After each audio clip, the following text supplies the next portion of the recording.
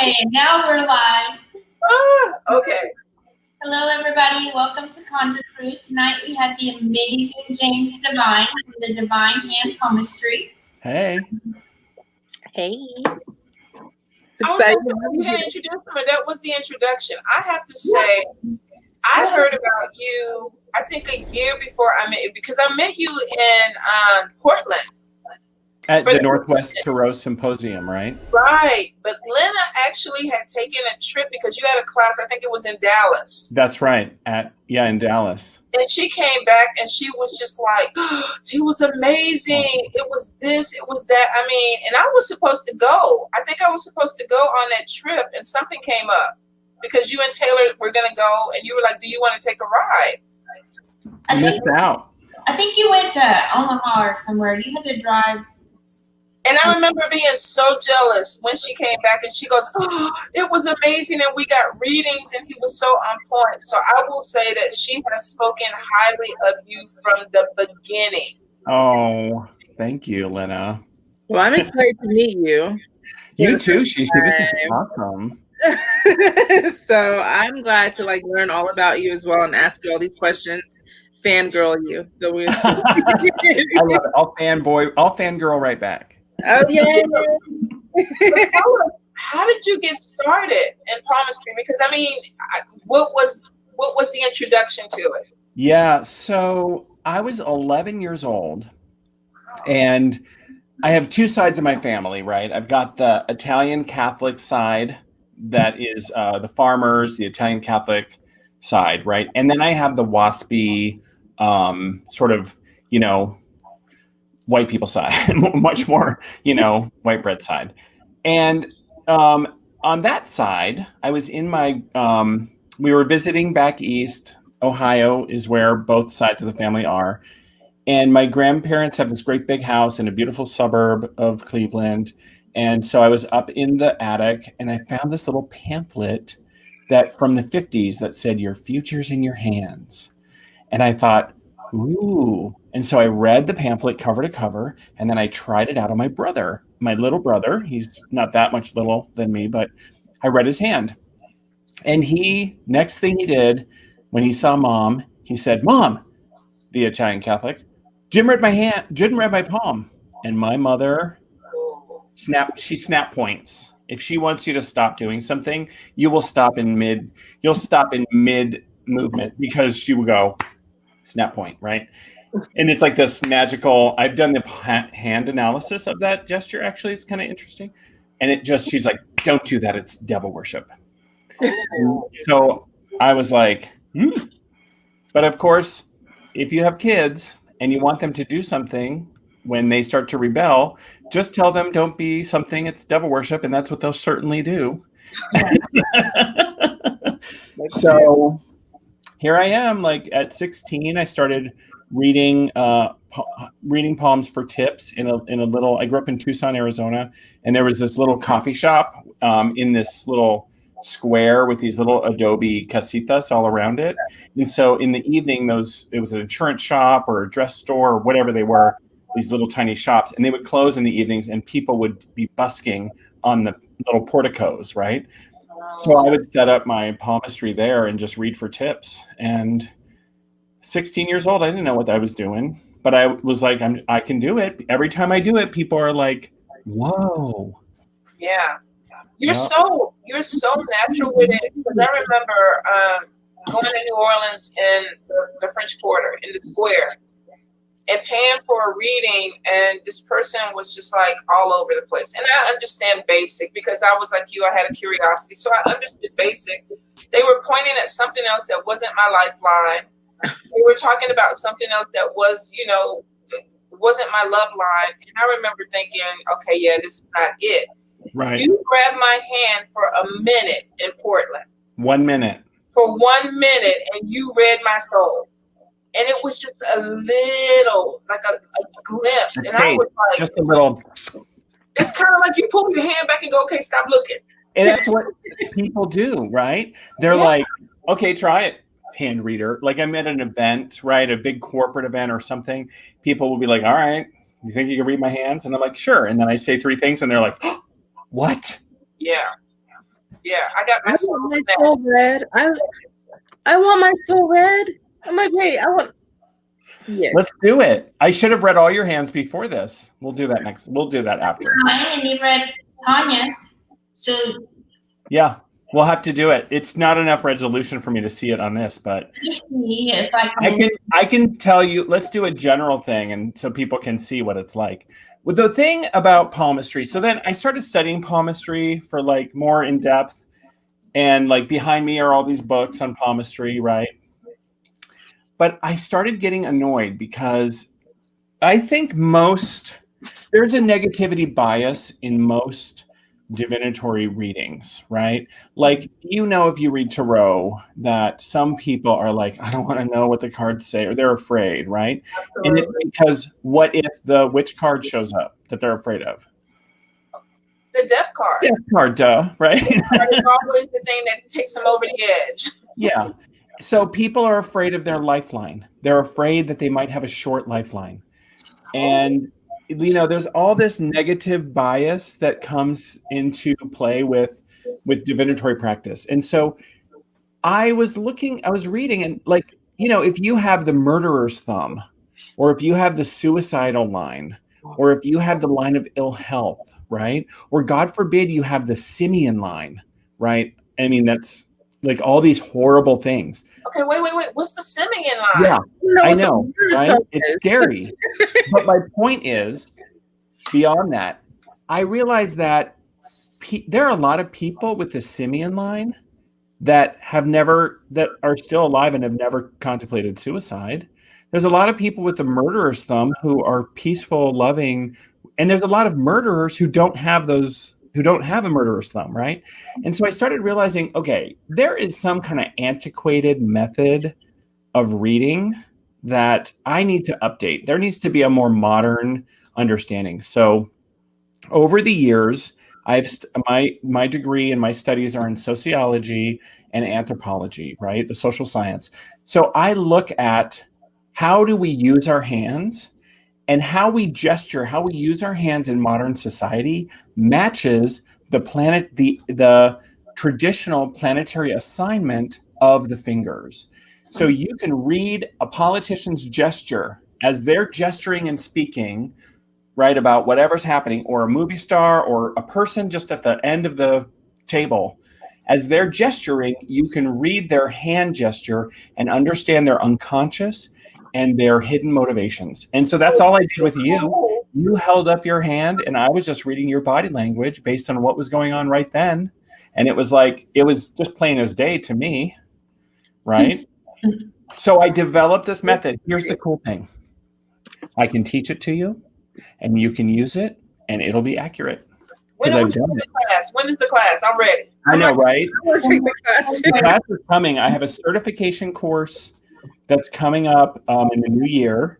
So that'll be the full meal deal. You will get certified in the Divine Hand Method. You'll have a certificate. You'll be authorized it includes a certain number of hours of reading, and it will authorize you to be listed on my website as one of the readers and everything. Is this going to be online? Yes, ma'am. Ooh, That's The power of Zoom. Fun. I do all my readings these days because of COVID. I'm doing all my readings over Zoom. People send me photos, and then we look at the photos together because Zoom allows you to share the screen. So we look at the photos together. So you learn about your hand and about yourself together. And it is so fun. It's so heartfelt, right? So that makes really good sense. And I'm gonna go back to what you said about hand gestures. I remember I was at an event, and I talk with my hands, so I'm constantly like this. Yeah. So I should be an open book for a palm reader because I'm constantly like this. I remember this lady walked up to me and she goes, "You're a witch," and I was like, "No, I'm not."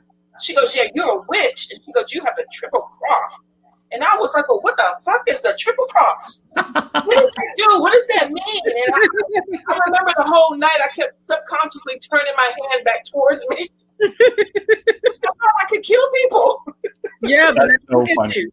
You're a witch. And look what happened. What are you talking about? But it was that quick. Like she literally paid attention. And she goes, "You're a witch." And she was so aggravated with me because I kept going, no, I'm not. I'm not a witch.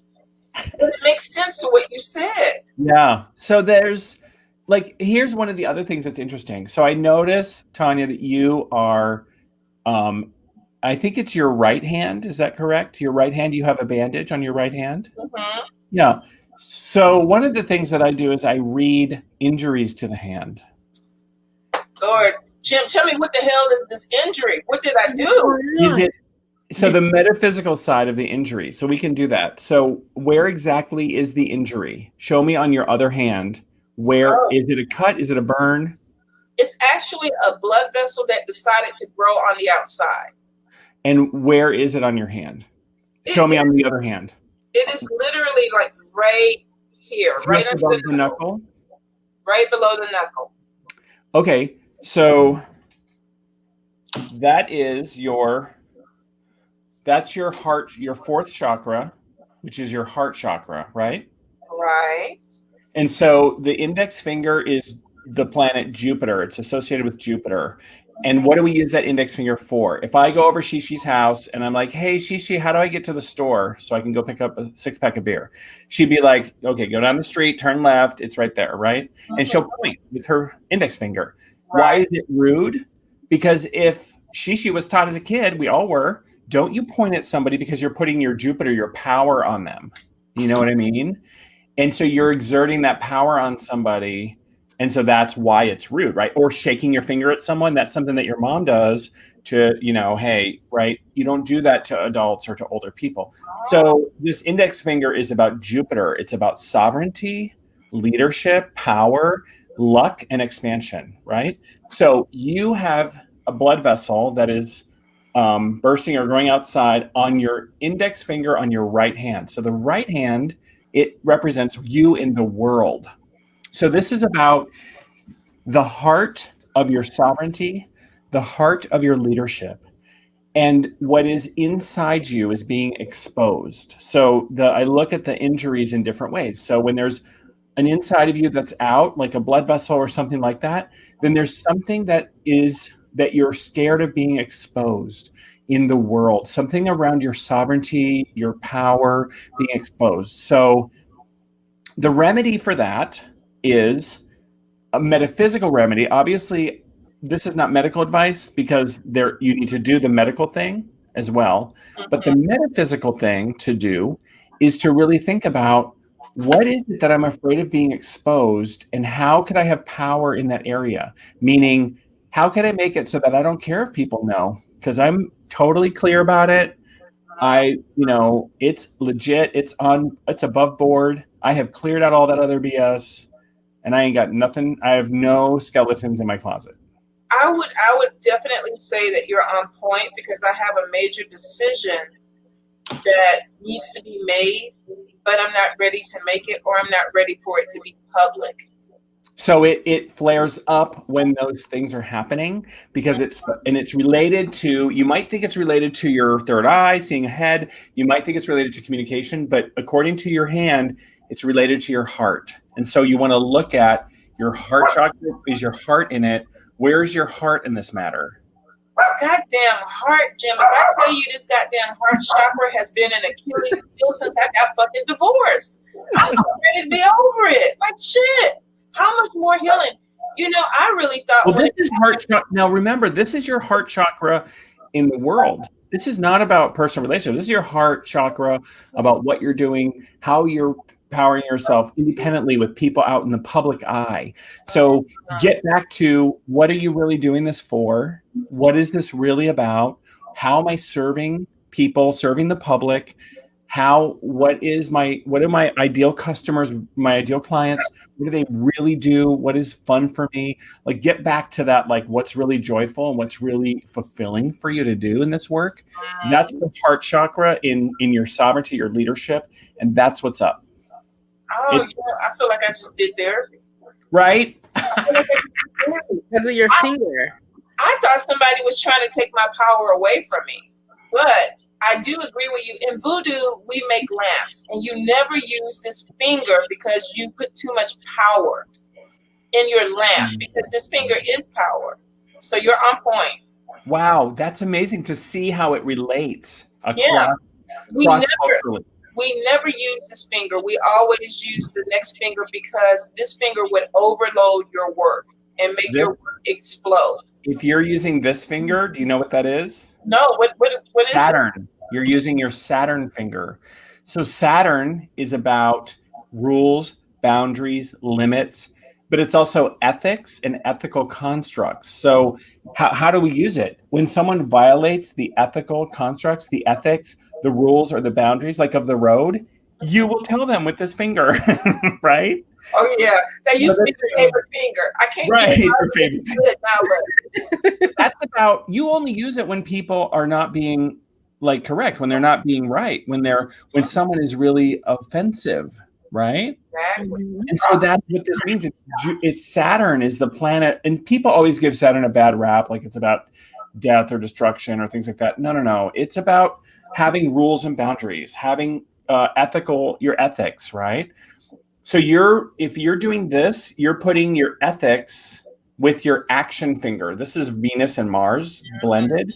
And so this gesture, this sort of modern mudra, if you will, is about bringing together your Saturn rules, boundaries, and ethics, and your actions, taking action in the real world, and you're putting that energy into what you're doing. Absolutely. Which is interesting because if you did it with the ring finger, it'd bring the sun energy to that. If you did it with the pinky, it'd bring Mercury energy to that. And if you did it with your index, it brings Jupiter energy to that. So that'd be interesting to match that up with like whatever you're doing. You're like, damn, I need a super powerful knock 'em over something, you know. I'm going to use Jupiter finger. Oh, Shishi, what were you saying? So that's amazing. I mean, I'm shocked. Can you imagine how much that would empower your work, though, if you did work with your hands and you were setting your intention because you knew which finger to what would put what into it? That's right. So I've been doing a modern mudra every week on Mondays, where I've been looking at the astrology and the aspects of the planets, and I've been matching those planets to our hand gesture. I've been creating a palmistry power pose. Remember the power pose lady when she was on Oprah? She was like, do your power pose, right? I have palmistry power poses, right? And so they're called modern mudras. And so you can create whatever you want in the world just through a hand gesture. And that's the magic. Like, people have never done, I haven't seen anyone who's brought a magical bent to palmistry before. So Shishi, what's something that you want in your life? What's something you want more of in your life right now? Prosperity. What was that? Money? Is that what you said? Money? No, what you want, not what I want. That's like prosperity. Bring me money, bring me everything. Okay, and do you associate what planet do you associate prosperity with? Mercury. Yeah, I'll name them: Mars, Venus, Jupiter, Saturn, the Sun, or Mercury. The Sun. Okay, so the reason you said the Sun is because your money is being blocked by your self-esteem and your ego. And so there's something around not feeling, there's some hidden message, hidden tapes around worthiness and about showing up fully and about people seeing you and just throwing money at you. So if you would have said Mercury, I would have talked about how you communicate and how you message yourself. If you would have said Saturn, I would have talked about your ethics and your rules around business. But you said the Sun. And so that's your ring finger. So what I would love for you to do as a practice for the next week, and seriously message me and tell me if it works, or if it doesn't work, I totally want to know.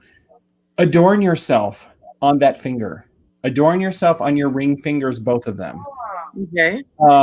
Paint that nail on your ring finger with a money symbol, right? And different from all your other nails. And then I want you to really point at what you want with your ring finger.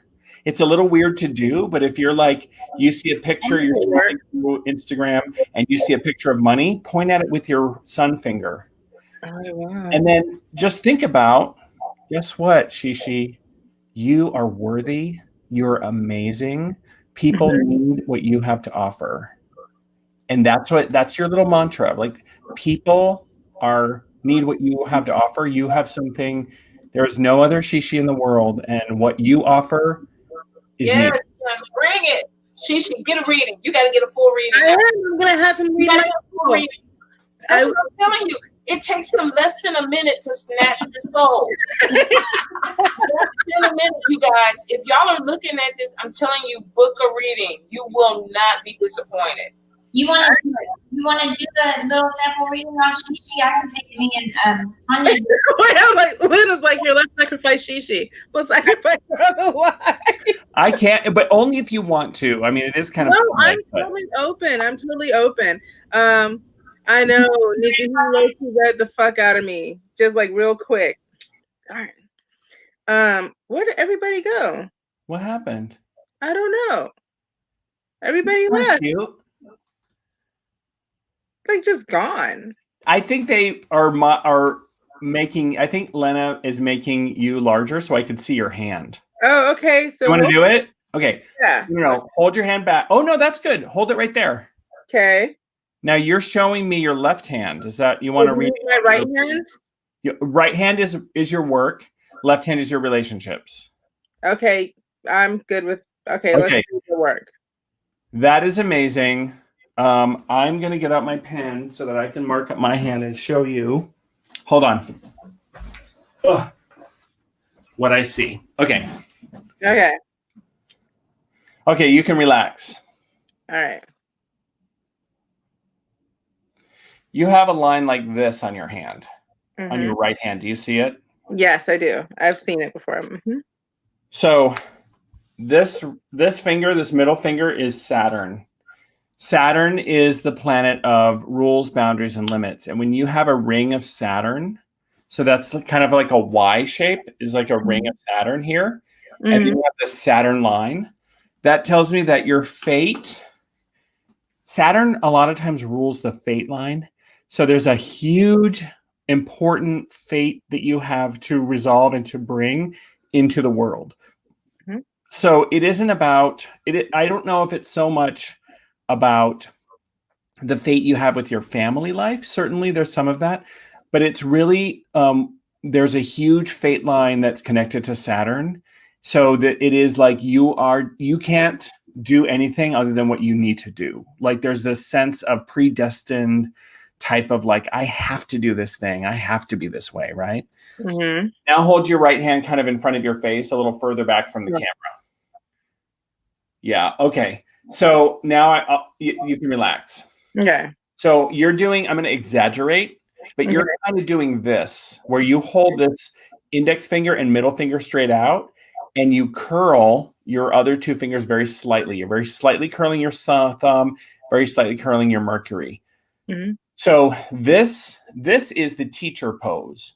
So I see you as having a huge ability to teach and to convey knowledge and wisdom to others, and that's probably a really great medium for you. The sun finger on your right hand is slightly bent. So that goes back to what we were talking about before, which is your sun, how you show up, how you shine, your ego, your self-esteem. So that's something to look at and to nurture and to bring out. Like really, you can shine. You can be there just as you are, right? And then that Mercury is slightly bent. And so the Mercury is this idea of holding back sometimes on your communication, holding back on the marketing things, holding back on, like, you had an opportunity to, do something and you're like, so there's something about the Mercury and being more out there with that.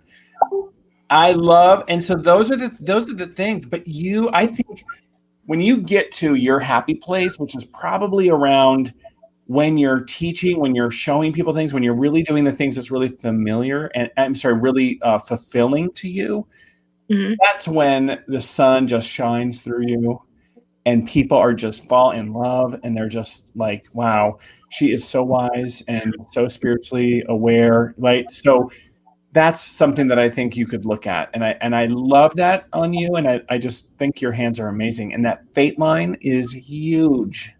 It's huge. Thank you. That's a little tiny sample, but it's what it's like to get a reading from, because we talk about your so your heart line is not, so palmistry, the way I do it, isn't predictive. I'm not going to predict anything except for your likely future if you don't change things.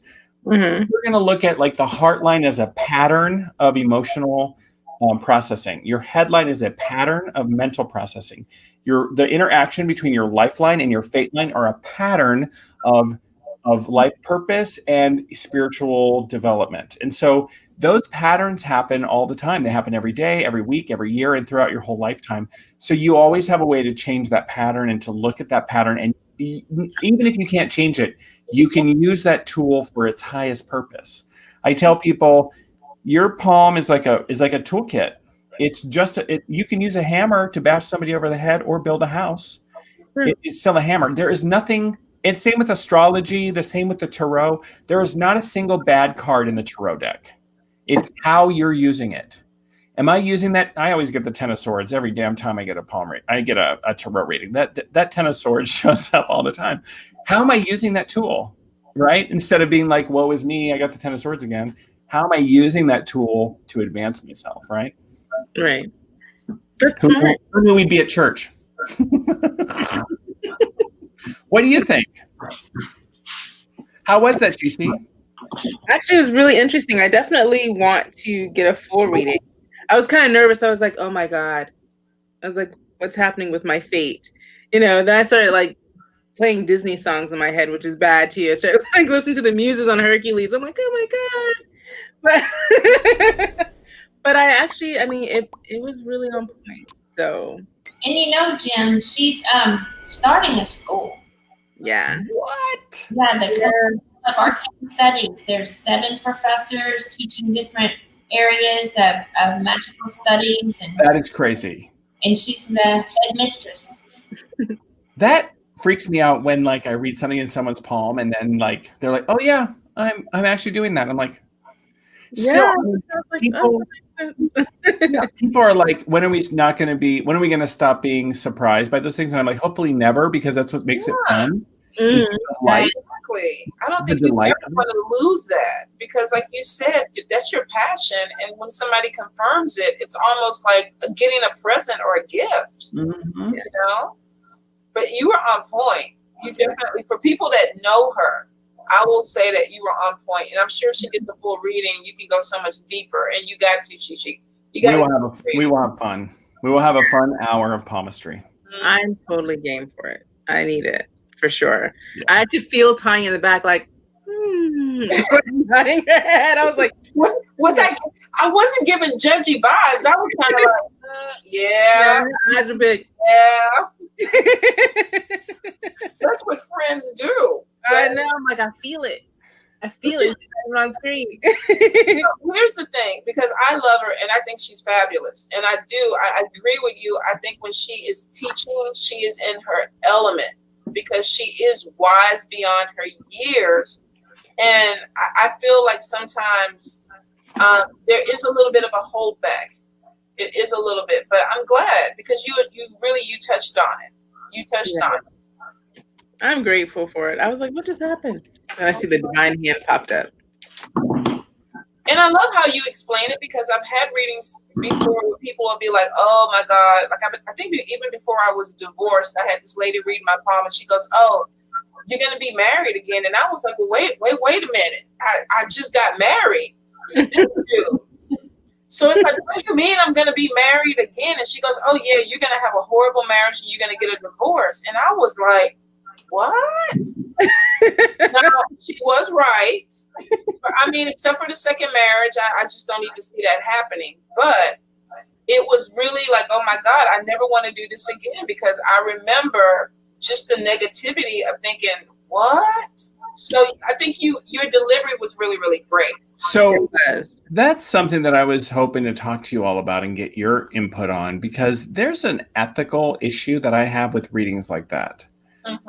Now, Mama Tonya, I am sure that your divorce was needed and important to do, right?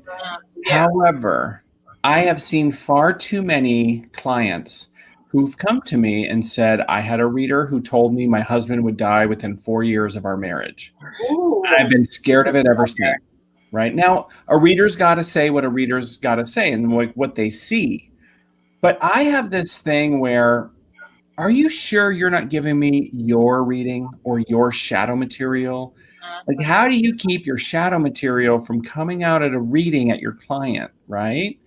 And so that's a legitimate question I'd love to know. I know how I do it, but how other people do it. But it gets to that thing of like, if the reader could have said, you know, this is what I say when I see another relationship.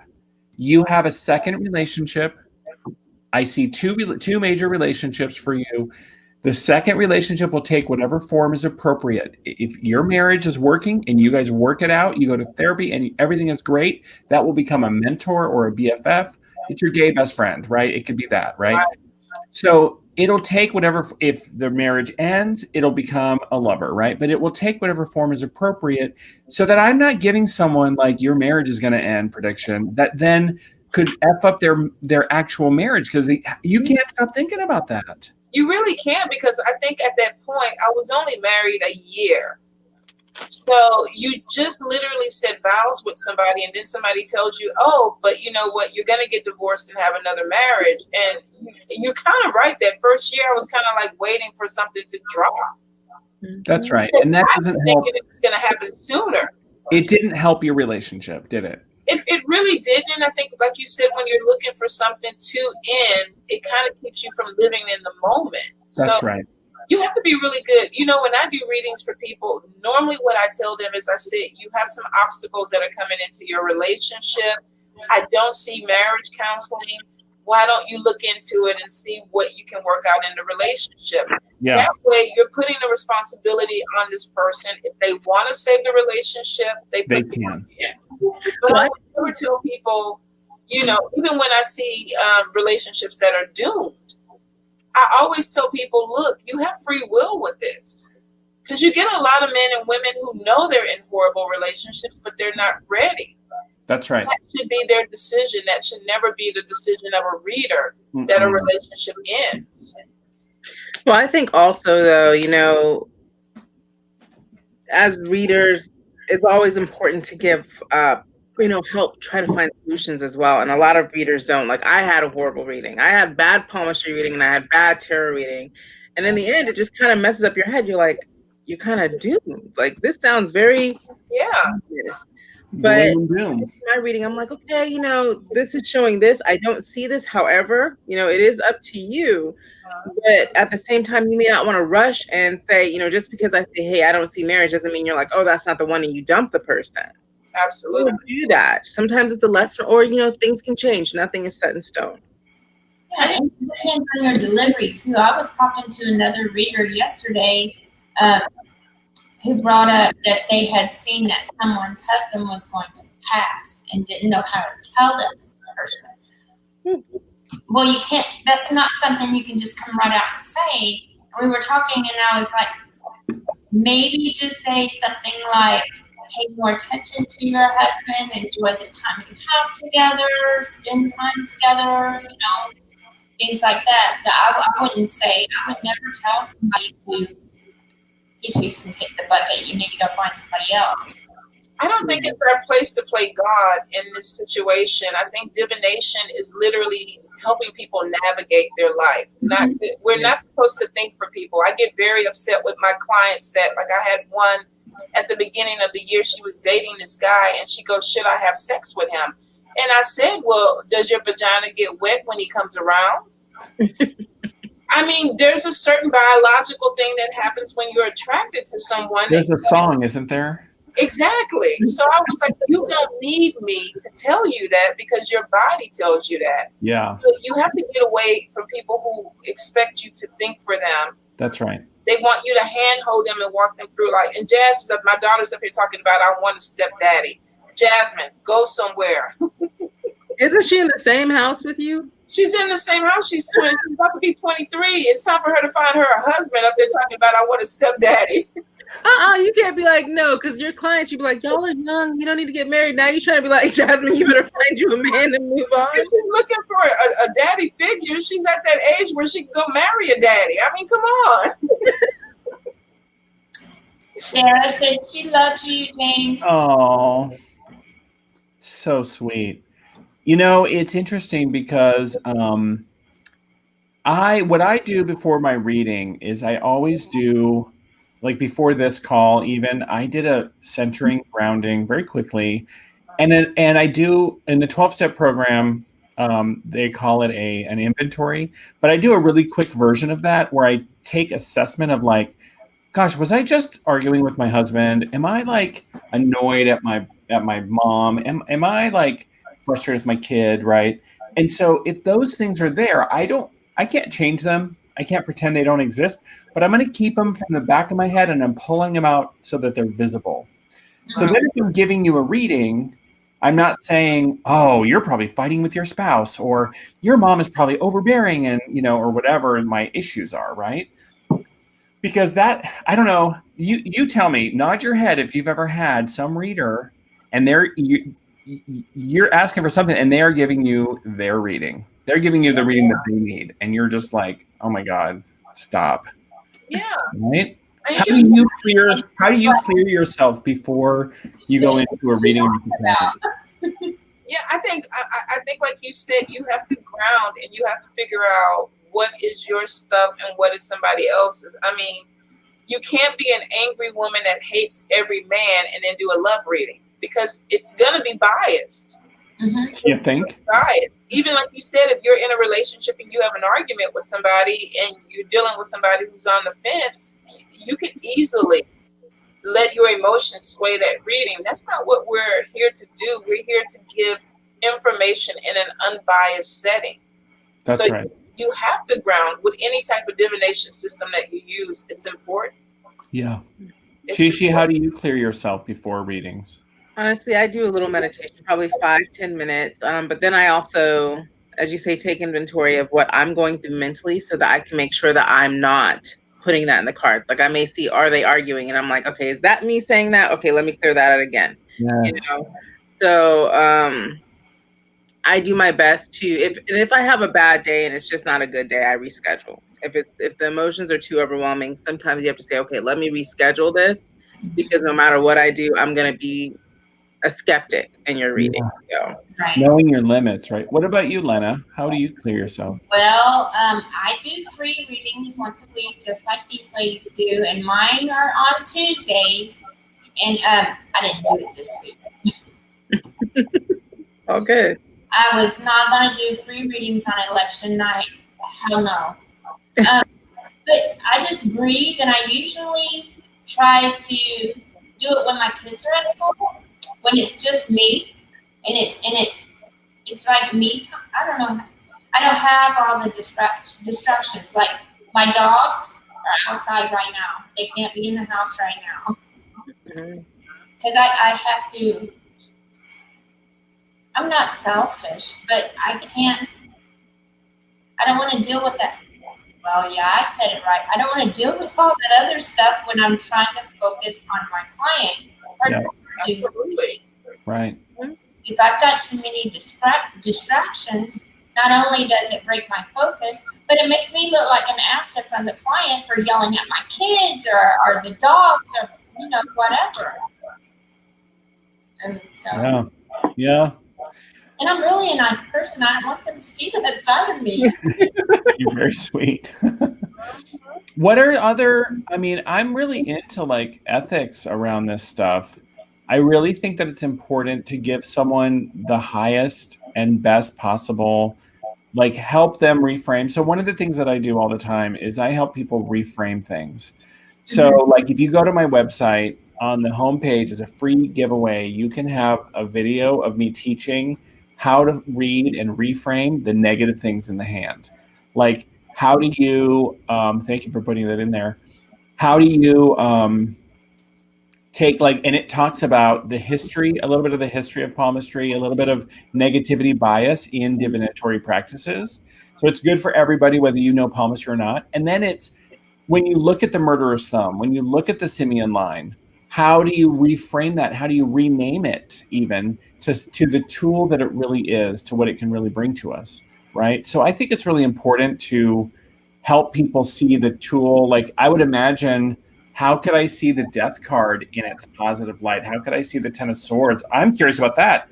I don't know what the positive aspect of the Ten of Swords is. One thing is the swords are, well, they're about communication, but it's also pain. And the higher the number is they're like levels. So it kind of grows more and more and more. So by the time you reach 10, you either have all of this abundance or all of this pain and suffering. With the Ten of Swords, you have all the pain and suffering. He's laying on the ground. When you're on rock bottom, where can you go? Up. Mm-hmm. So that you've reached the point that as bad as it'll get. As bad as it'll get. So you're at the end of that pain thing, and the only place you can go is up. Yeah. Ten of Swords is always about completion for me. It literally is, you put in some hard work. It wasn't an easy road. And at the end of the day, you came out and you're a better person because of it. The Death card is about transformation. No matter how you look at it, you're never going to be the same. There's a part of you that you had to let go of so that you could embrace this new part.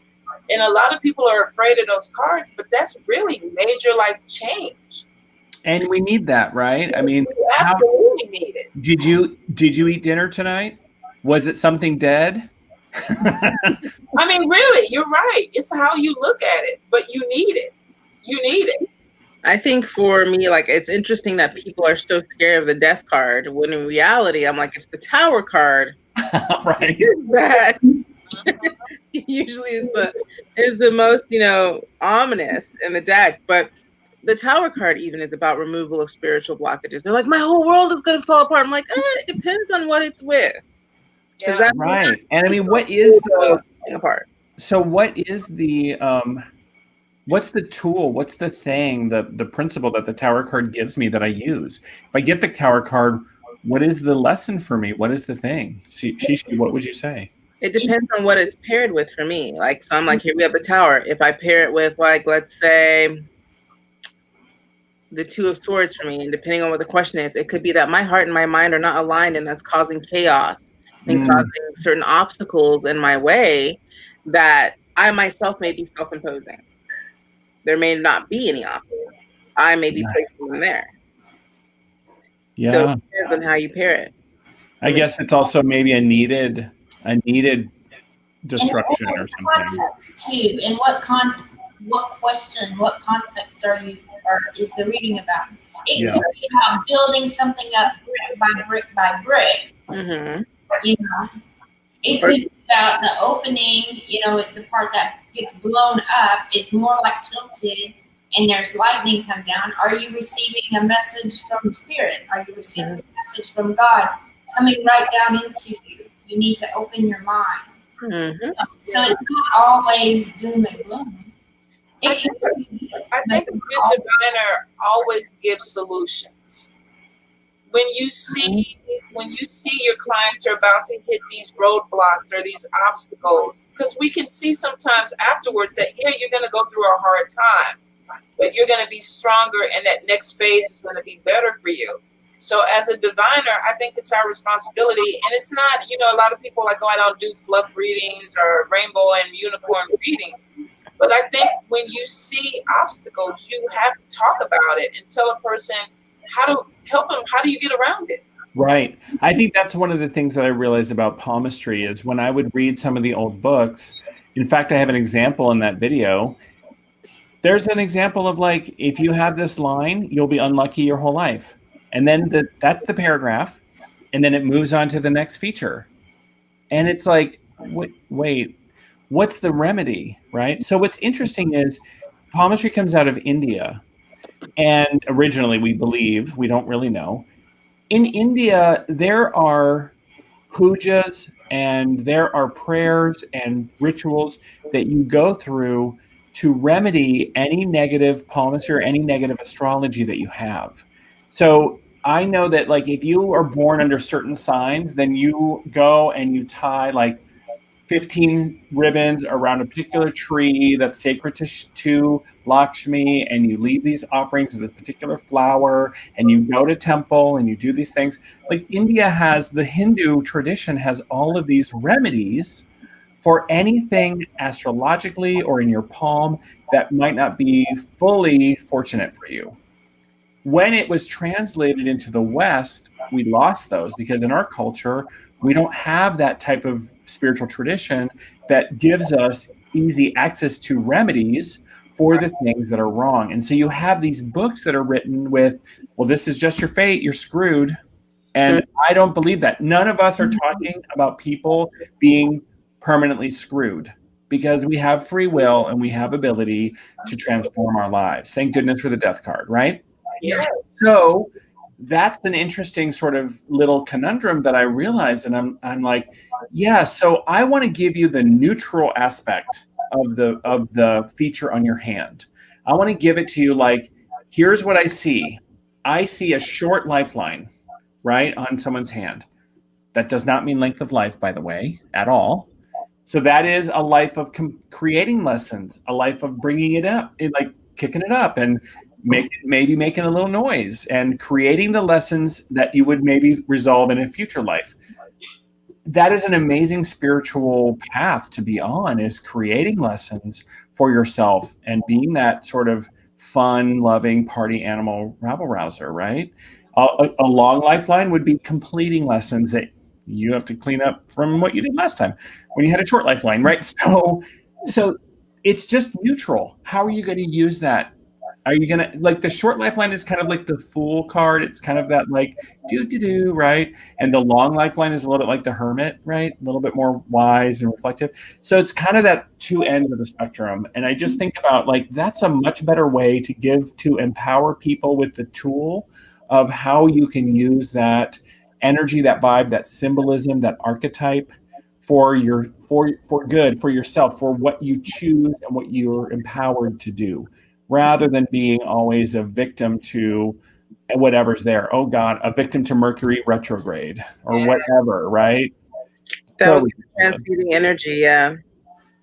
Have you noticed a lot with 2020 with readings that a lot of people have been kind of stuck in that gloom and doom? Because I mean, COVID literally came in and stopped people in their tracks. And they were like, okay, I don't know what else to do. Everybody is holding their thumbs. Like, no one is holding, I marked that because of Shishi's reading. No one's holding their thumbs out like this right now. Most people's thumbs, not everyone, most people's thumbs are in like this, or in like this, or even like this. Oh. So you don't have, the thumb is, Venus is here on the bottom side. Mars goes along and is on this side. So that's Venus and Mars. So what are Venus and Mars doing? Or Aphrodite and Aries, right? They're doing it, right? Because much to Hephaestus's frustration, Aphrodite's husband, right?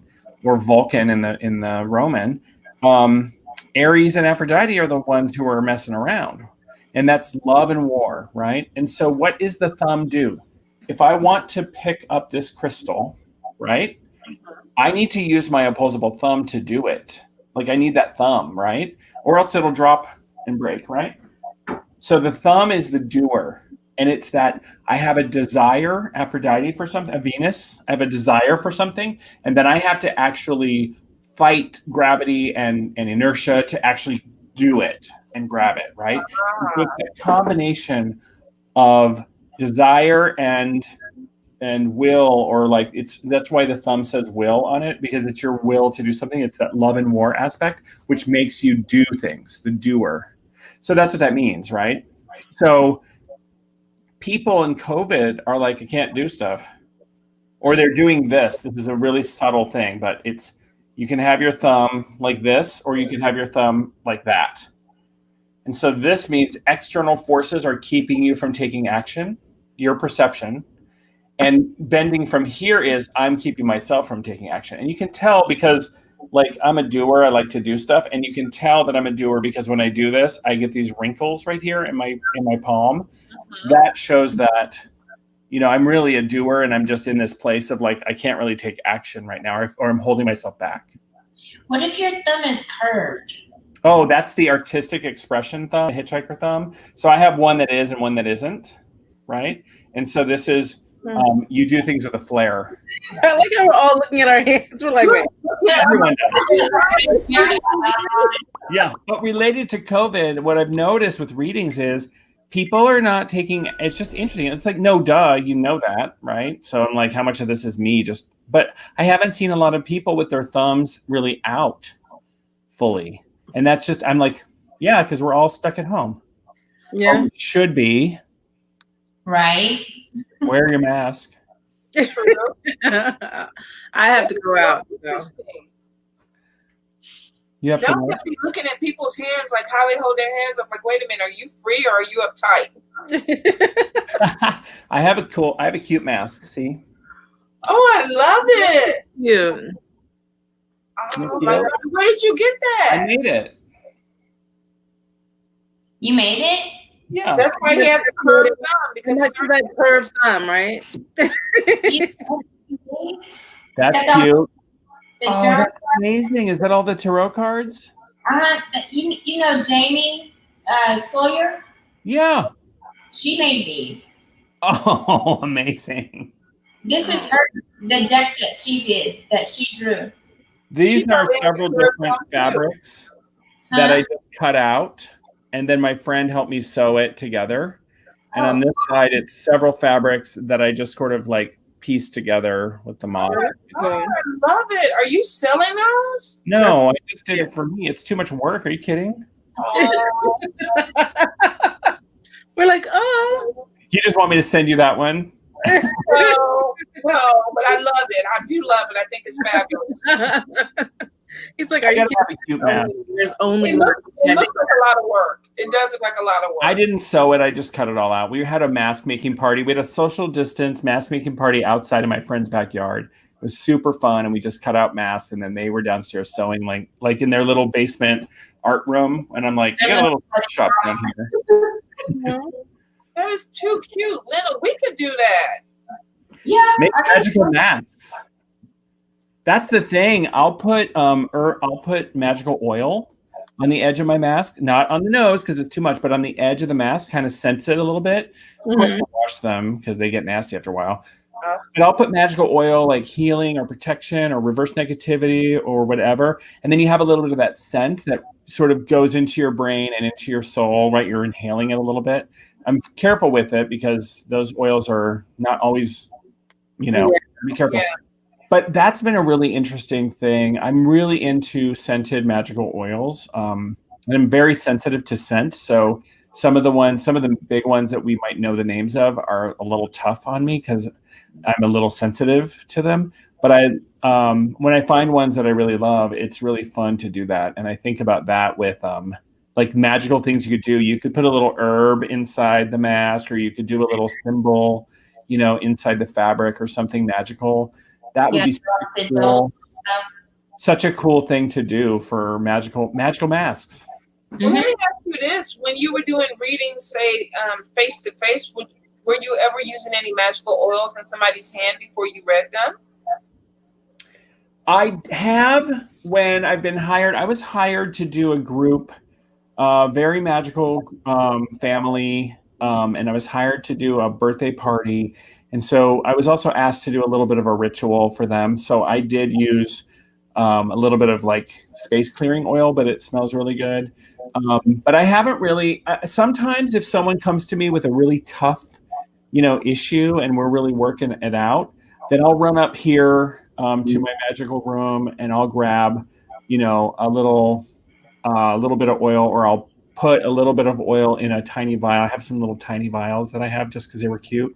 So I've done that for people, and I'm like, use this, it might help you. I just do that for free because I also have an issue with like, oh, you need this remedy, it's $500. Oh, yeah. Well, that goes back to ethics too.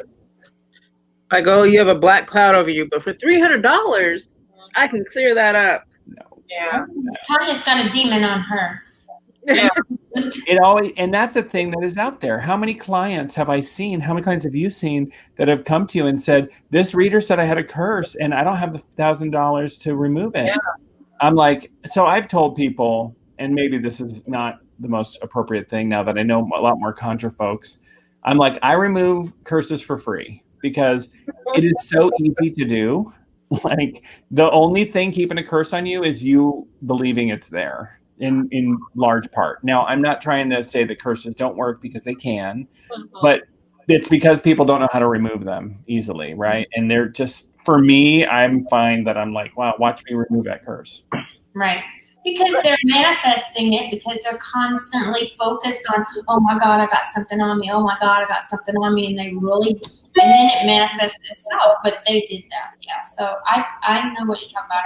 I'm right there with you. Self-proclaimed.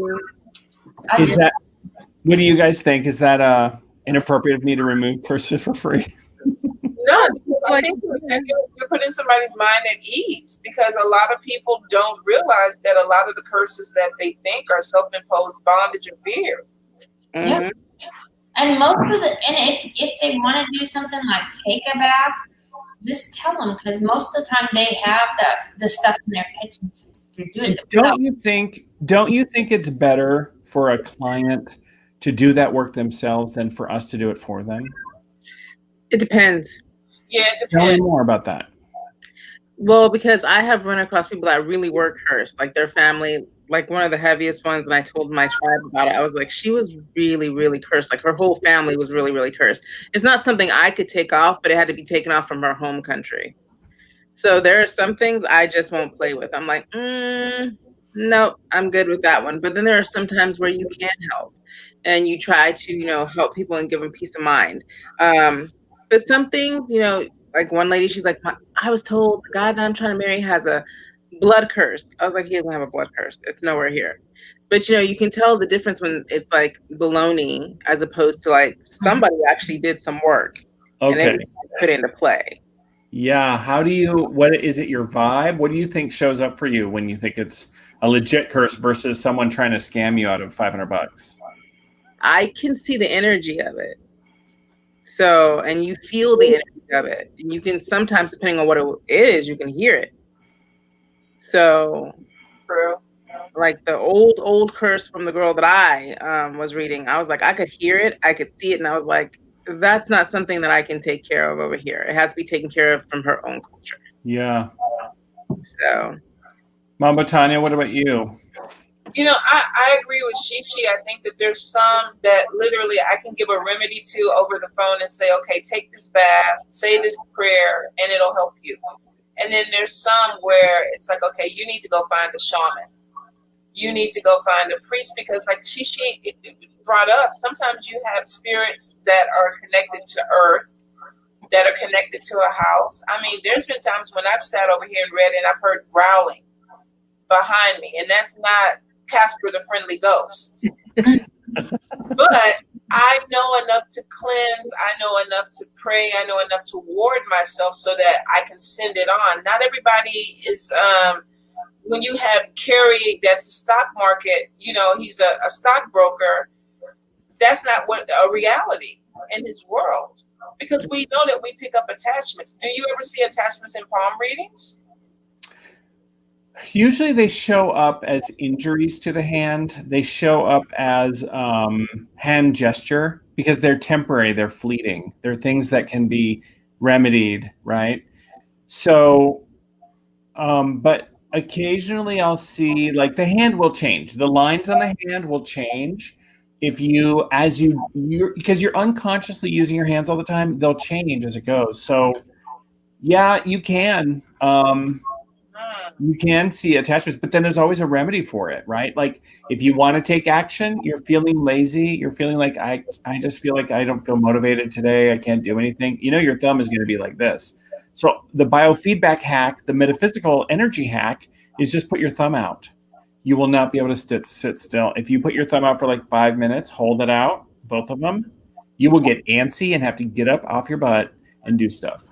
It is the greatest hack. That's a mudra. That's like the let's take action mudra, right? If you're feeling you could do it the other way. I am overworking. I'm doing too much.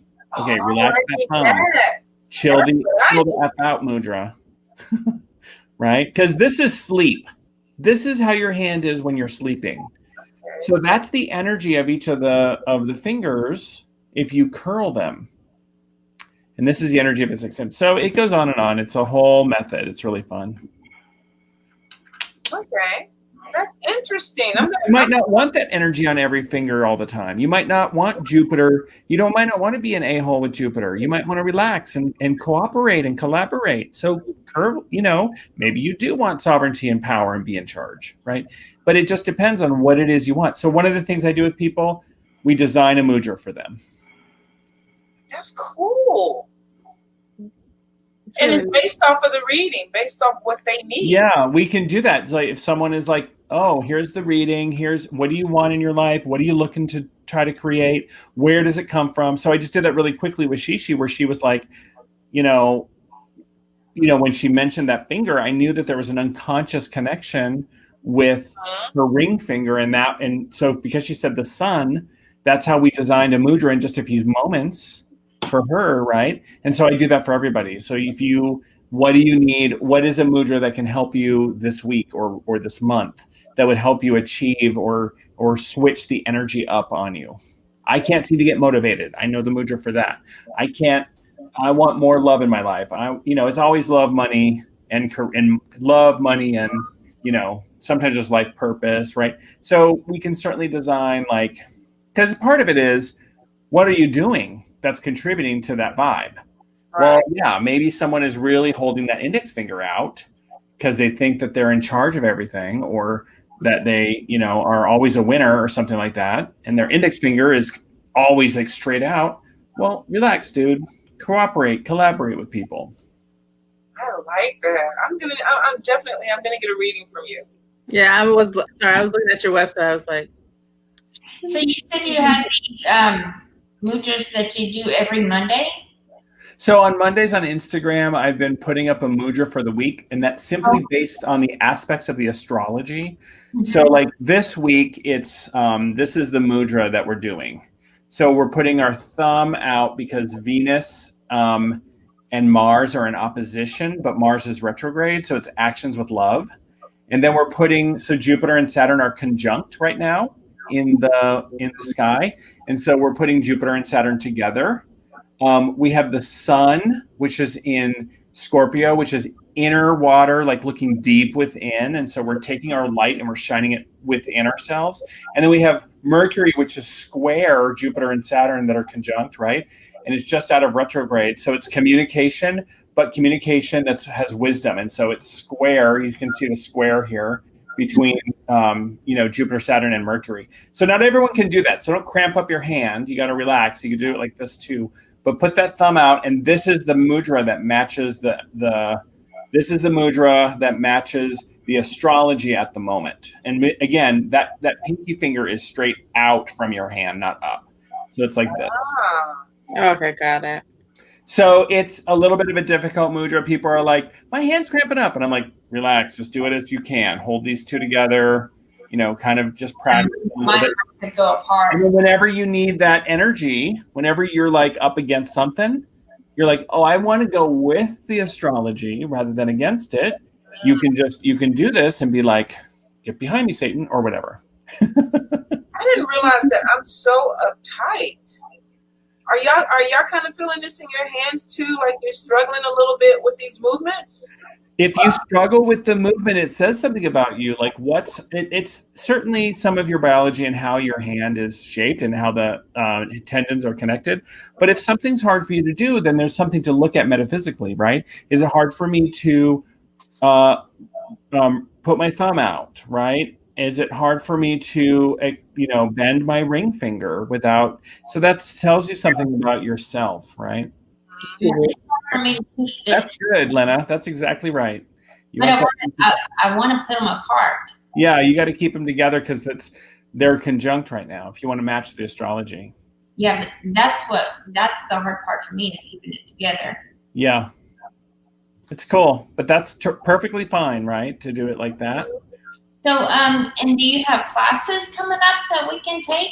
My class was just postponed till January. I think this whole rigmarole in the news cycle is trying to keeping people from signing up for stuff. But in the new year, I will be launching my 101 course, Palmistry 101. It's just four classes It's really inexpensive, and you will be able to start reading palms after just like 5 hours of course. It's actually really just 3 classes you can learn. I just give you a bonus course for fun.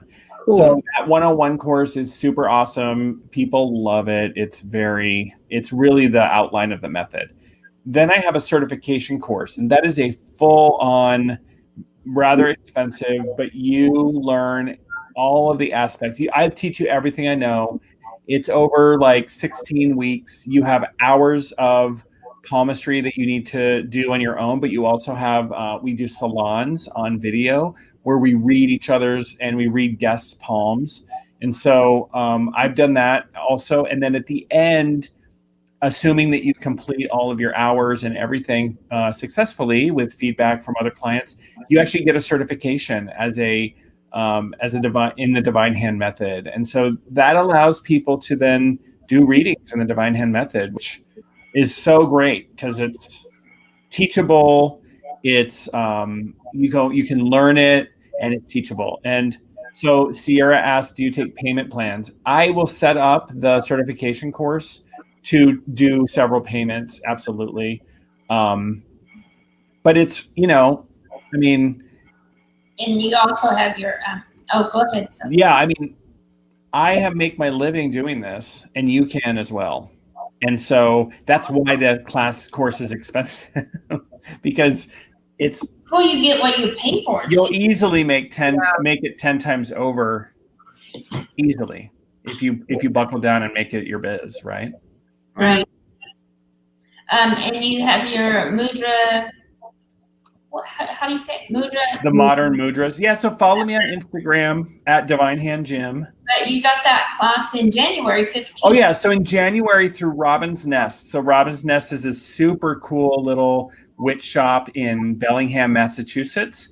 And they've hosted me once before, and this is the second time. And we're going to teach the modern mudras. So how do you create a hand gesture for yourself? And so I'll teach you how to do that in that course. And that course is so inexpensive. It's only $30, and they're fabulous. And you attend like this over, video, and we have a blast. So you'll love it. So Divine Hand Gym, yes? Divine Hand Gym on Instagram. I'm looking for it now too. Look, I'm trying to make sure. Or James Divine. You can look up James Divine. Everyone's doing that. You're on TV. Let's see. So we're all trying to find you so we can have you. Gotcha.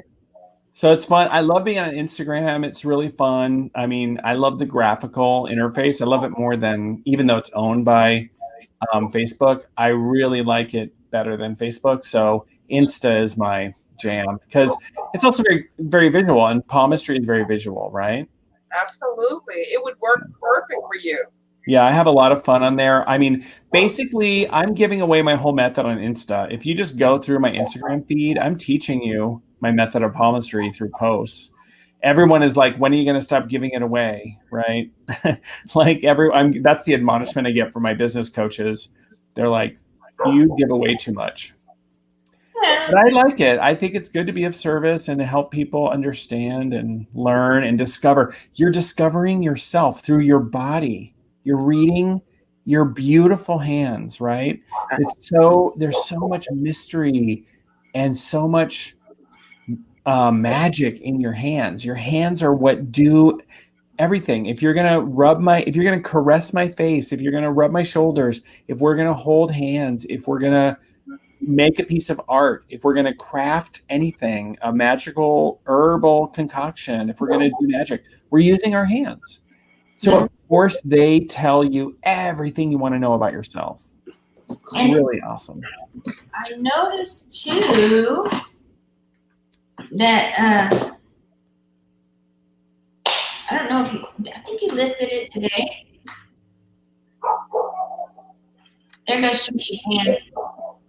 Oh, yeah. So one of the things, that's right. I have another class available online, and I just announced it today. $29. You can go online and take the Palmistry Tarot Mashup. The link is on Instagram and on Facebook. I'm about to put it on my website. I haven't done that yet. But for $29, you can watch Madame Pamita, who's amazing, and myself teach in several video segments the Palmistry Tarot mashup. And what that is, check this out. So flip your lid. The hand gestures in the Rider-Waite-Smith Tarot deck, I'm reading the hand gestures in the deck of the characters that are in there. Like the devil is doing this, right? Actually, like that. The Hierophant is doing this. Not that. He's doing this. And other people, the High Priestess, right? They all match what the meaning of the card is. And the artist, Pamela Coleman Smith, is not known to have been a palm reader. It's completely spiritually channeled and just like not coincidence, but synchronicity that the hand gestures in the Rider-Waite-Smith deck just happen to match the meanings of the cards. Now, when I first discovered this, I knew zero about the tarot. Certainly, I could read the little white book. But I was like, and so Pamita, we met, and she was like, okay, well, you're the palm reader. You read the hands in this card, and she handed me the Hierophant. And so I read the hand gesture of the Hierophant, and I said, actions of the thumb are squarely in between power and leader and ethics. So this is about, and it's the teacher pose. So this is about teaching ethical and very traditional, constrained knowledge. It's about very specific, traditional teaching. I never paid attention to that. So all of the hands in the deck are uncanny. It's uncanny. You will flip. You will flip if you watch that class. I love that class. We had so much fun at that class. Taylor loved it too. Didn't it blow your mind? Yes, and Taylor's like, "Oh, Mom, you got a fire hand just like me." You know? Tonya, did you go to our at the Northwest Tarot Symposium? Did you attend any of the things? No, We taught the Palmistry Tarot mashup at the Northwest Tarot Symposium, and Rachel Pollack was in the room, and she was blown away. Lynna told me about it. She was like, "Oh, it's a great class. It's going to be a great class." And we didn't get any. We didn't get a chance to go to any of them. Well, I'll tell you what. For everyone watching, and for you four, don't miss a class I do, because I make sure that it's fun. I have a background in teaching and corporate training. And so Lynna can tell you it's worth, like, and I'm not trying to toot my own horn. I am a little bit. Oh. I promise you, if you hate it, I'll give you your money back. No one ever hates it. It's so much fun. We have a blast. She came back just talking about your class. And like I said, I was jealous. Close up your booth and come to my class. I'm still waiting on my little file, but it's Your what? Your who? My slideshow presentation. Oh, I never sent it? No. I'm a jerk. It's okay though. I remember most of it. And then I have the videos of the readings that you did when you were there. Yeah. So this has been so much fun. It has been. I just love being around you, and I want to give you a big hug. I know. I can't wait to just give you a big hug and travel. I know. To Texas. Are all three of you in Texas? No. Tonya are. Shishi is temporarily in DC. Yeah. Oh, in DC, they just legalized mushrooms. Everyone's tripping there anyway. Yeah, but I'm in Northern Virginia, so we didn't. That was a good one. Like, Tonya, where are you? What state are you in? No, I'm in Texas. I'm probably like an hour away from Lynna. Okay, well, the next time I'm in Texas. Yes, it's on. And I love the Eastern Seaboard. I love DC and all that. So, yeah, I can't wait to get traveling again. We went coast to coast last summer, and I can't wait to do that again. I hope they bring Moods back. I really want to go to Moods. Northwest Tarot Symposium is so much fun. So next year, one of the things that Pamita and I have put together, Pamita mostly, is it's the Studio 78. So it is disco. It's a night of disco music matched to tarot cards. And so we DJ disco songs, and we project the tarot card that it matches, and we start the song that everyone knows, and we wait a minute, and everyone's waiting, and they're dancing to it, and then we show the card, and people are like, ah, and it's super fun and hilarious. We had like 180 people come to our event the last time we did it, and it's a fundraiser for Lavender Magic, which is a nonprofit that supports education and awareness of queer, LGBTQI plus witches and magical people. So it's super fun and totally awesome. We have fun shirts. We make these crazy shirts where I did the graphic design. I took the magician, but I made him dancing like a disco dance, and I took the fool and I made him doing this, this dance, right? So it was really fun to like make that as a. I can't wait to do the high priestess. I don't know what it is, but yeah. The Three of Cups. We can have those three ladies dancing. I would do the Three of Cups. That would be fun. Or we'll take people off of the Five of Wands and we'll make them dancing instead of with wands. Oh, be fun. That's a good idea. I think we need to get more creative with things like that. Put the ribbons on the end of the wands. That's right. So don't miss the stuff. I'm just telling everyone, don't miss the stuff we're doing because we have had a lot of fun with it, and I think everyone has a good time. Have you heard her sing yet? Have you heard the Fortunas? No. She has a band. Who has a band? In a band. Rita. Oh, yes, the Neptunas. Absolutely. I have all of her CDs. Madame Pamita is in a what is that type of music called? It's like beach rock. Anyway, it's super cute. It's called the Neptunas. Her latest album just came out. That woman is amazing. She is my witchy BFF. I love her so much. What? She's in a band. And she played and she's. I didn't know that. I didn't know she played instruments or anything. Oh, she's so musical. She plays the ukulele. She's working on. Oh my God, she's amazing. I'm so glad I know her. That's like when we. Is there anything that you don't do? Yeah, she was really cute because she was on last week, so she was adorable. Oh my God, I love her so much. So cute. I was like, oh my God. It was nice to meet her too. I follow her on everything, but it was nice to actually sit down and, And the sweetest, like, when you take one of her classes are also fantastic. She does a class making magic with tarot cards where you make a spell packet out of tarot cards. Imagine how powerful that is, right? You take these two cards and you sew them together. And inside you put the herbs and the oils and whatever you want. You decorate the outside and you put your intention into it.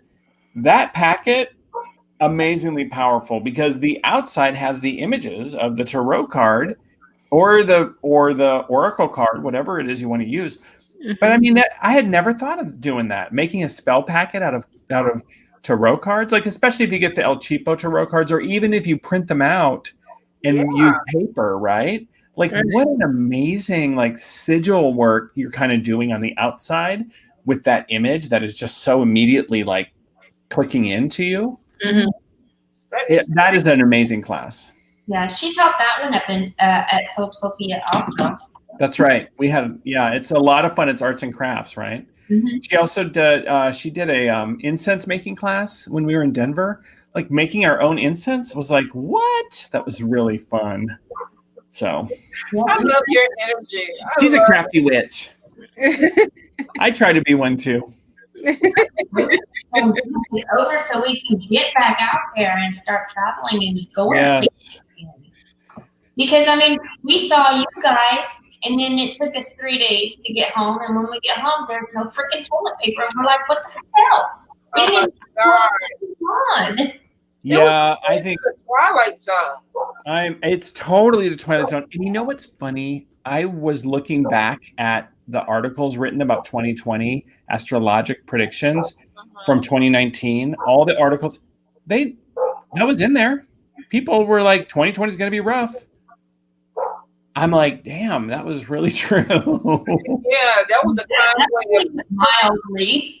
Yeah, it turned into a fuck fest. That's what happened with 2020. Jeez. 2020 is, yep, it's a trip. But you know what? We got to use it for its highest and best, just like everything, right? Absolutely. I think that I'm just going to go on a rant here. I think that we have really brought, in 2016, I think we really brought our shadow into power in the governmental sense. Mm-hmm. And I think that our shadow is now, we're aware of things. I think there's more awareness of racial injustice, more awareness of economic injustice, more awareness of the plight of migrants than ever before. And I think there's our president has fire hands. His hands are the element of fire. That is about transformation. And if you're Lynna and you have fire hands, you're using it in an amazingly positive way. If you're our president, it can be transformation through creation or transformation through destruction, right? So everyone watching can decide which side they think they're on. However, those hands are amazingly powerful. And I think about that transformation. One of the scary things that I think could happen is if the Democrat makes it into the White House, are we going to say, okay, whew, we're back to our post-racial America? Are we going to go back to that lie I don't think that we're telling ourselves? And that's the fear that I have, right? That's the fear that we would be like, okay, good, we're past that era of whatever was happening.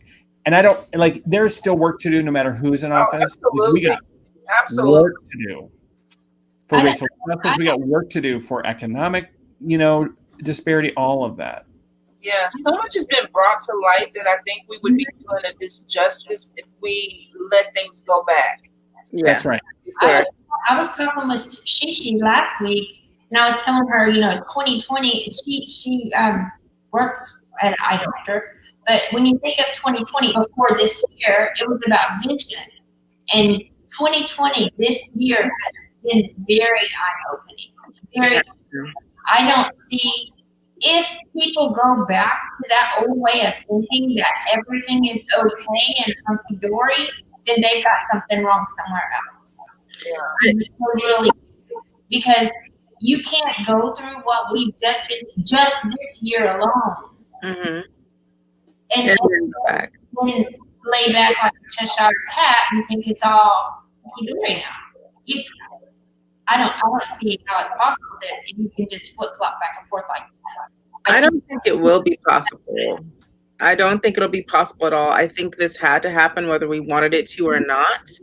We needed to see those things. We needed to see that ugliness, the divide in people.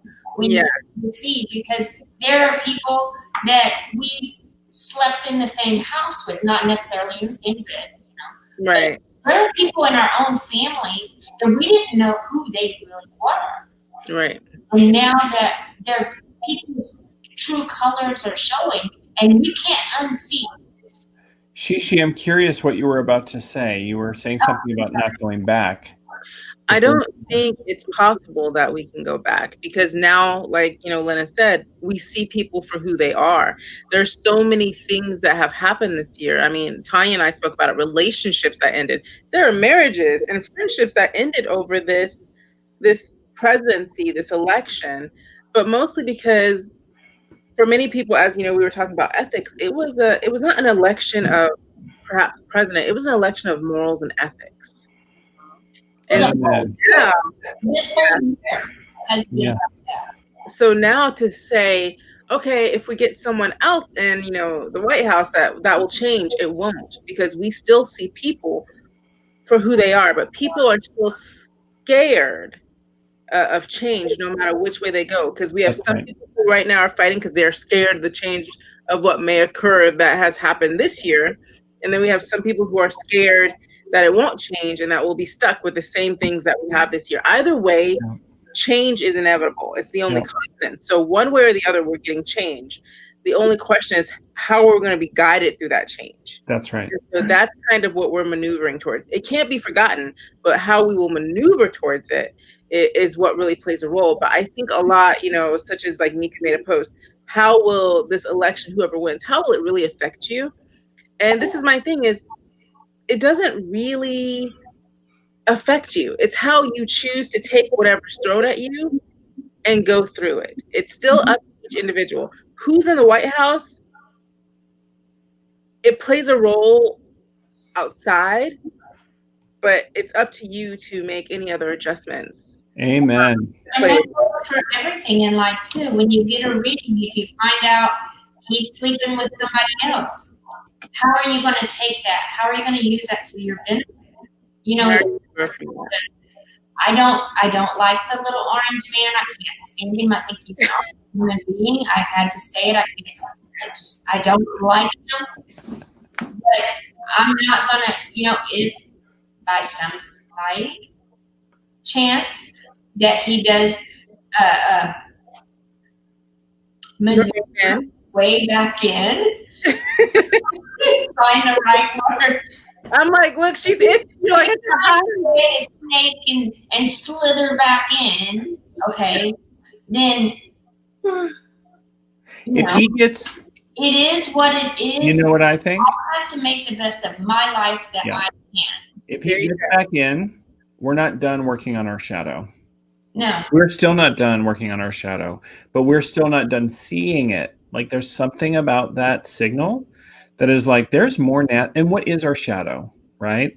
It's the nasty crap that we don't want to admit we have, right? I don't want to admit that I am part of a racist system. I don't want to admit that I live and succeed off of my white supremacy, and that those are systemic things that I'm not doing on purpose, but that exist in our society. Absolutely. I think that one of the reasons our president is so popular with, surprisingly, almost exactly 50% of the population is because he gives people an excuse not to have to self-examine and not to be wrong. Like one of the hardest things for me to do as a person of privilege, male and white and, middle class, is admit that I'm wrong, that I don't know, I don't have the answers, I don't know, right? That I'm like, I don't know what Tonya's experience is as a Black woman in, our country. I know what it is to be a gay man, and maybe there's some compassion I can have. I don't know what Shishi's experience is, right?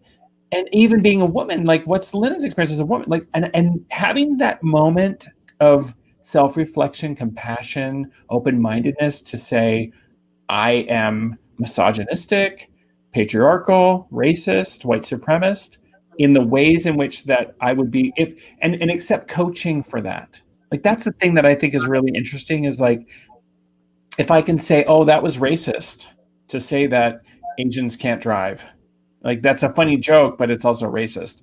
And to be like, instead of being like, be like, oh, you're right. That was sucky of me. I'm sorry. I'm going to not do that anymore. And take it as coaching. I think that's what I think people are having a hard time with. I think people are having a hard time with feeling like they need to be wrong or self-examine. But Tonya, what you were about to say something. What were you thinking? No, I mean, you hit it right on the head. I think a lot of people are they're a little bit shocked about who they are this year, because I'm a massage therapist. And the funny thing about it is when people are face down, they forget I'm Black. So we have honest conversations, and then when they say something, they do that slow look up like, oops. Oh, I'm so sorry. And then we have to have the conversation. Because at that point, it's like, well, wait a minute. Now you got to sit up on the table and we got to talk. You just screwed up your own massage. Yeah. So, and they hate it. You can tell the look on their face because it's like a part of them that was hidden. And then it came out. In 2020, I had so many conversations with people who forgot I was Black when they were face down. That's right. You even had conversations with me because sometimes as a white person, I might say something and not even realize that I'm being racist. And I'll be like, Lynna, don't say that to another Black person. It happens. We are all. I'll just tell them about the cat. Taylor works at the animal shelter. She volunteers, and she come in And she told me about this cute little cat they had at the shelter, and his name was, they named him Spook. And I said, why? Is he black? Not even thinking. And Mom, and she's like, Mom, you're racist. And I'm like, what the hell did I didn't even know what I said.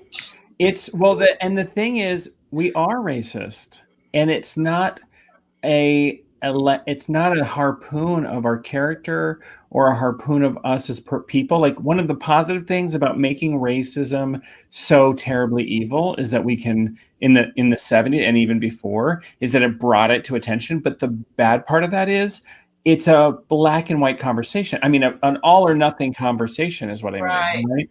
And meaning that if you say that I did one little tiny thing racist, then I'm going to respond like I'm not a bad, and what I'm really responded to is I'm not a bad person, right? So the white fragility is all about I'm not a bad person. I don't hate black people. I'm trying to love everyone, instead of being able to say, oh, you're right.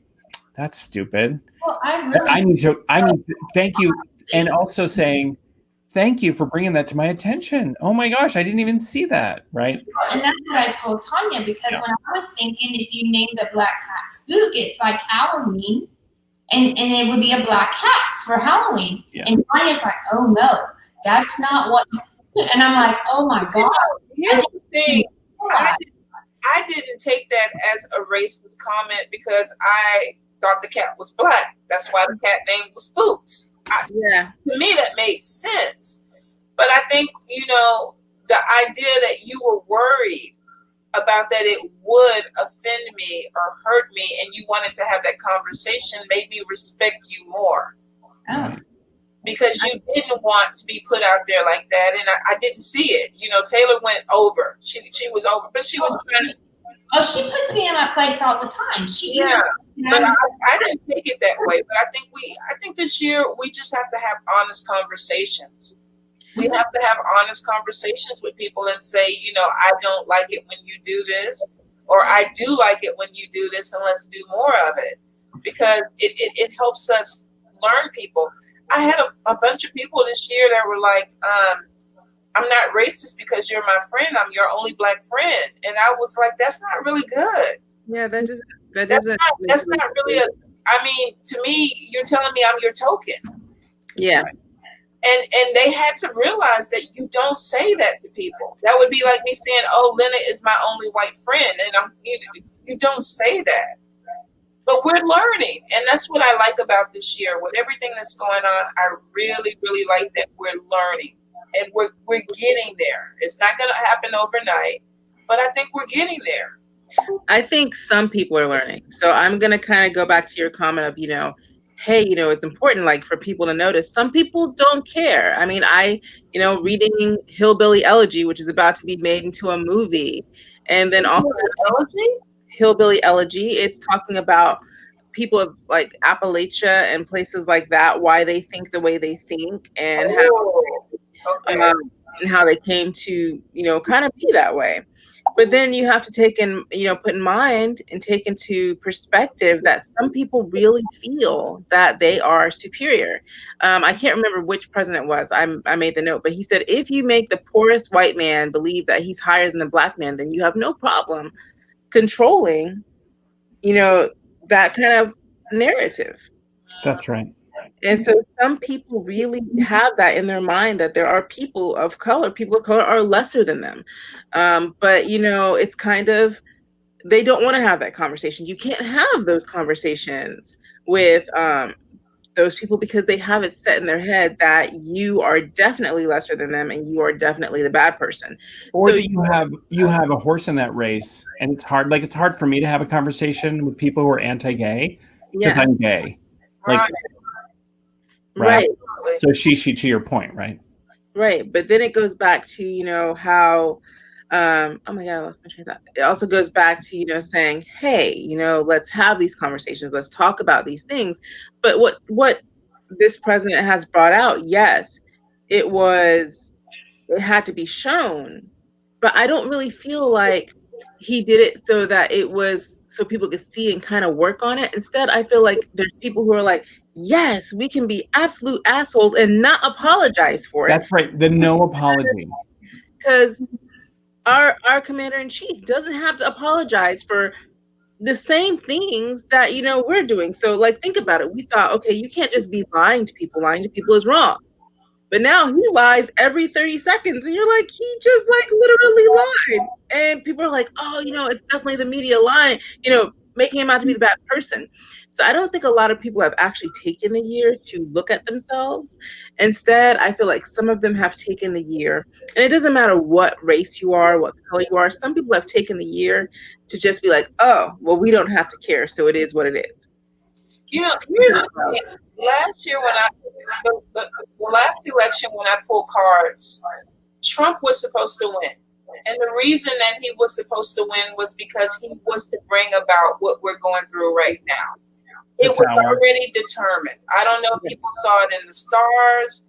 It was already predetermined that this was going to be. So I knew going into that election that we were going to have a really strong learning curve. And I think when you look at divination, when you look at certain things that show up in the hands, in the cards, in the crystal ball with pendulums, you get warnings from spirit that are saying, look, it almost goes back to that Tower moment, that Ten of Swords, that Death card. We're still going through major transformation. And I think when you look at palmistry and any other form of divination, what it helps us do is navigate. That's right. It helps us navigate these situations. We know that we're going to have to deal with it. So now, what's the remedy? We're more prepared. Exactly. A really amazing woman that I admire on Instagram, the Tarot Lady Teresa Reed, says for astrology, so you can be prepared, not scared. And I just love that saying, be prepared, not scared with your, like, that's what us diviners can do, right? Is help you be prepared, even if you are scared. It's true. We have the tools to help a lot of people cope. This year, my readings tripled. And it was because so many people were lost. They couldn't cope with what was going on. And it made me feel, as a priestess this year, I felt like I was really walking in my power. Because I was working with the divine and helping people navigate and hold themselves together so that we could get through this. So at the end of this year, I could say, you know what? Look, we came out of this. I still have my crew. I still have my people. We're intact. And that's one of the beauties that we offer people. And I think whenever for the people that are listening, whether you decide to go into palmistry or, tarot or whatever your divination is, always keep in mind that what you're doing is for the greater good. It always is. You're giving a gift to expand and help people be able to navigate this thing that we call life. Yeah. And to discover the hidden, the unseen. I think that's what's so powerful is, especially tarot and the way that I do palmistry, but also astrology and others, is there are archetypes that exist there. Right. And so even the very symbols themselves can bring an archetypal sort of meaning, and that then you can reflect on that. Like, it's actually the querent or the client's experience of reflection on what is presented that is the most powerful part of a reading. I tell people I'm a palm reader, not a mind reader, right? So I can read something in your hand, and I can give you an example of how it might play, of how other people have seen, how it's worked, but I don't know how it works for you. You tell me, how does this show up for you? This is what your hand is doing, or this is your gesture, or this is the line, or whatever. You tell me how that works. And there's something amazing that happens when we do that. When we let the client describe what that means in their own life, it helps internalize that archetype and reveal the path forward. And so together, you can craft a path forward. One of the things that I've seen some magical practitioners do with tarot readings is, you're doing a spread and you don't like the outcome. You go through that deck and pick out what you desire your outcome to be and lay those cards down on top of the things that are not where you want them to be, and take control of your destiny and change it. The same with palmistry. You don't feel like you want, okay, straighten out that finger. You can change your hand position, right? Unlike the stars in the sky, with palmistry and with tarot, you have an opportunity to do some magical work to transform it.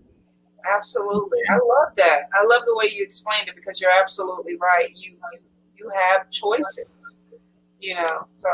And it's also worth saying, I think that, like, if I put the 10 of Cups on top of the Tower card, that is not Pollyanna. You can't be like, I'm going to ignore that Tower card. Instead, it's the Tower is what destroys my blockages for me to achieve the 10 of Cups. Do you know what I mean? Absolutely. Like, on top of death is life.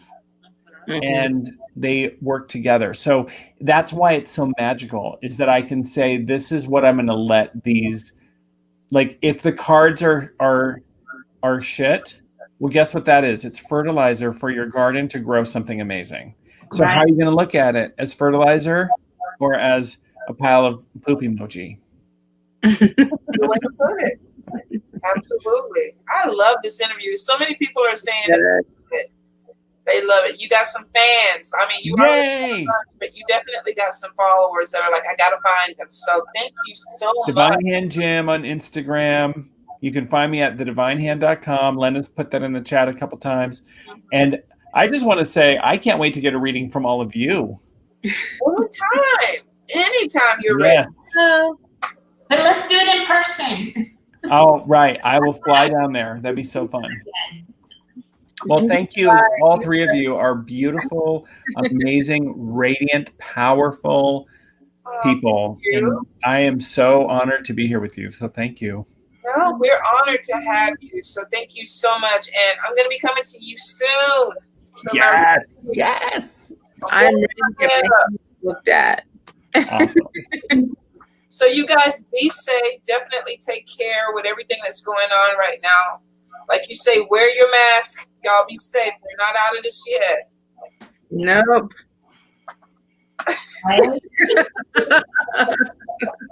Do what I do, people. Love it though. Like, here we go. If your mask is cute, you'll wear it. That's also true. Get a cute mask. You deserve a cute mask.